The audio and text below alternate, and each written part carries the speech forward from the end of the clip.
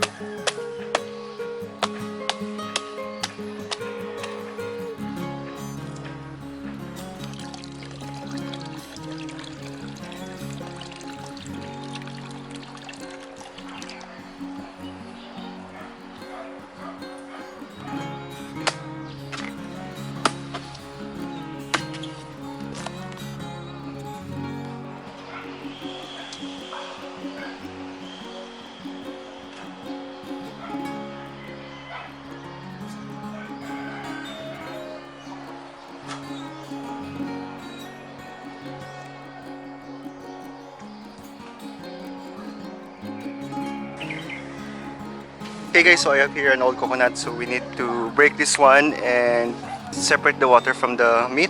Then we need to grate the coconut because we want the milk out of this.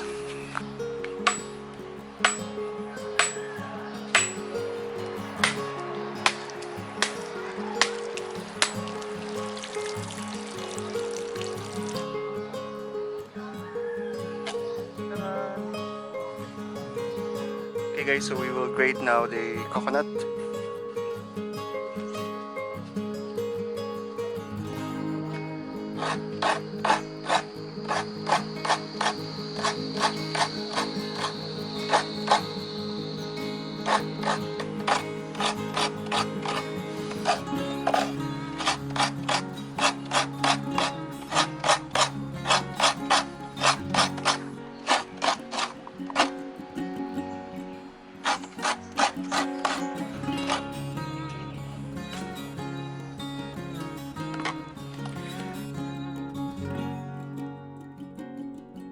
Okay guys, so we will put some water here.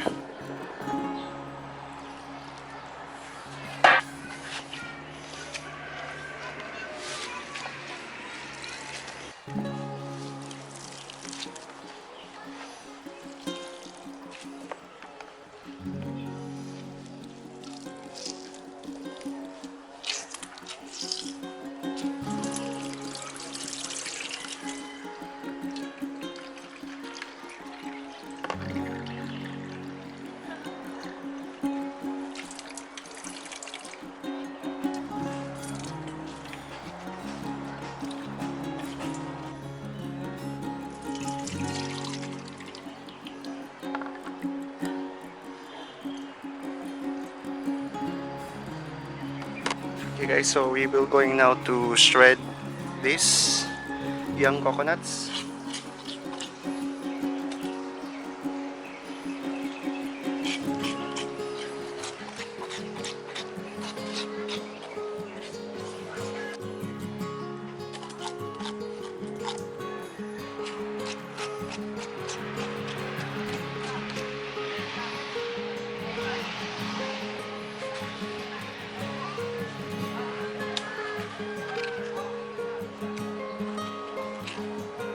Okay, this is now the shredded coconut guys, and we will wash this before cooking.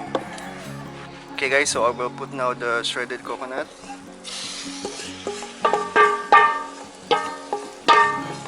Add some water, about 1/4 cup of butter, and some mascovado sugar.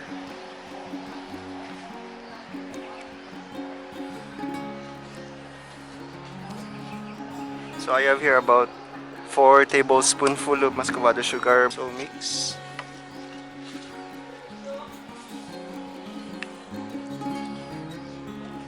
So I think I will add 1 tablespoonful of mascovado sugar.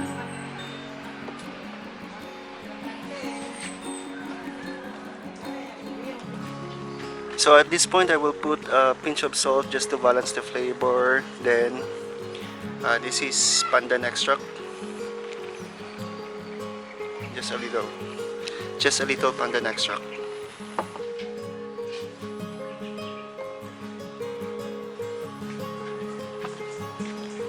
So we will just wait for this to reduce.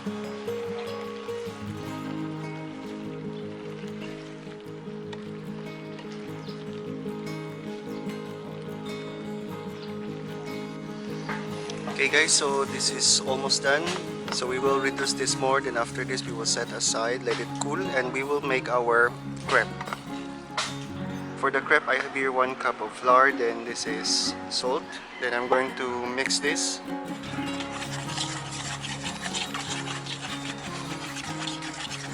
Then I will add slowly the coconut milk.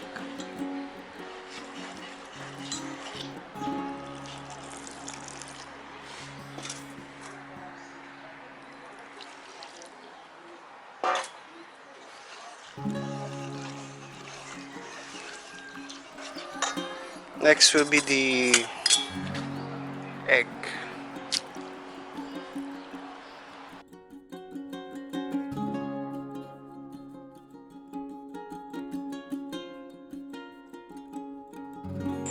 Then we have the pandan extract for aroma.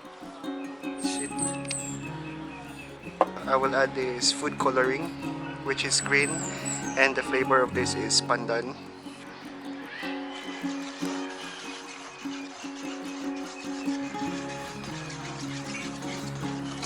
Okay guys, so if you want to make it more color green, you can add green food color.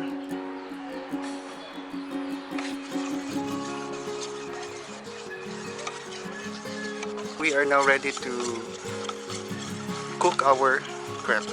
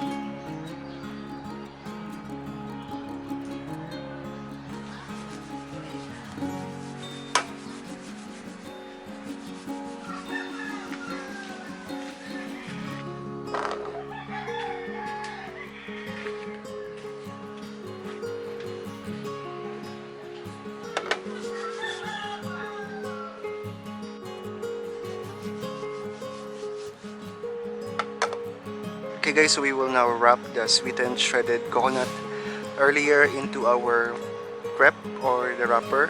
So by wrapping, it is like you are making a lumpia. So you get the wrapper,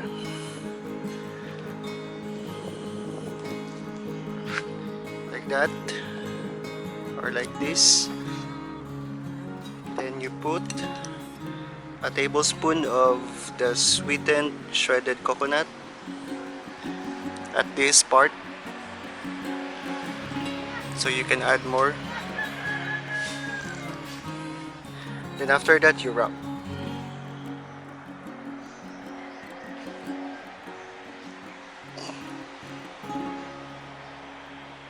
You seal at the side,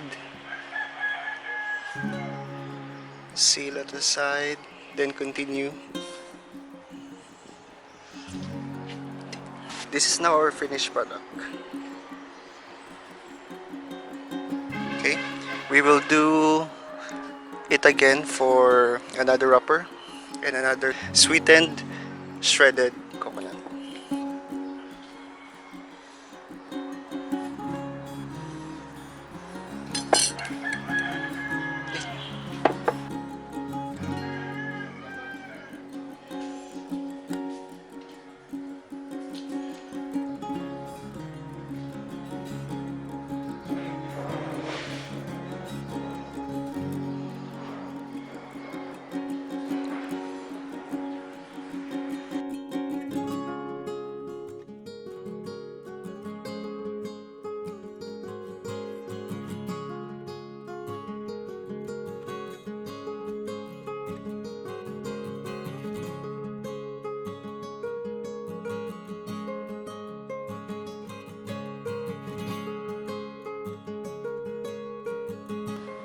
Okay guys, so this is the filling, and as you can see the wrapper was perfectly cooked, and I'm excited to try this one.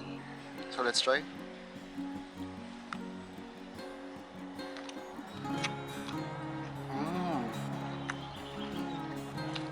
So nice. I like the combination of this crepe or the wrapper and this filling, which is the sweetened shredded coconut.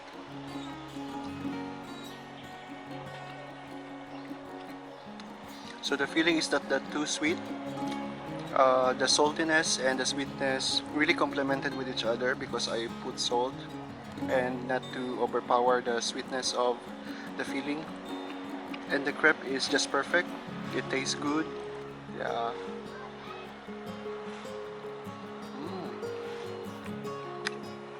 I like this. So instead of just having this filling and put this in the bread, you make a crepe, then you roll like a lumpia, then it's already your snack.